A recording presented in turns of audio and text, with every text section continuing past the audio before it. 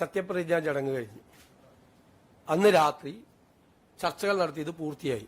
List ഇന്നലെയാണ് അറിയുന്നത് governor സ്ഥലത്തില്ലാന്ന്. Governor രാവിലെ തൃശ്ശൂരിലേക്ക് പോയി, അദ്ദേഹം രാത്രിയാണ് വന്നത്. ഇന്ന് രാവിലെ ഗവർണർക്ക് സമർപ്പിച്ചു. എവിടെയാ വൈകിയത്? നേരിട്ട് കൊടുത്തു. ഗവർണർക്ക് കൊടുത്താലേ ഗവർണർ അവിടെ നിന്ന് അപ്രൂവൽ വേണ്ടേ?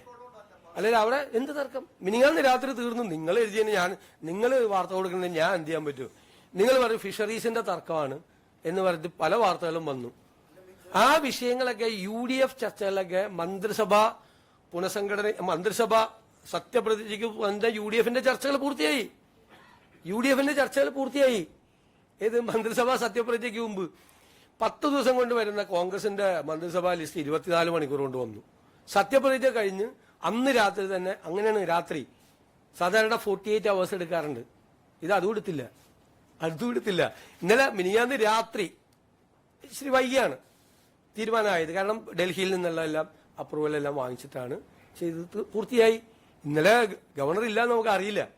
സത്യത്തിൽ ഗവർണർ ഇല്ലായിരുന്നു. അപ്പൊ എന്ത് ചെയ്യാൻ പറ്റും? ഇന്ന് രാവിലെ കൊടുക്കാൻ പറ്റുള്ളൂ. കൊടുത്തു. അതിന് ഇന്നലെ എന്തൊക്കെയാണ് പറഞ്ഞത്? ഭയങ്കരമായിട്ടാ.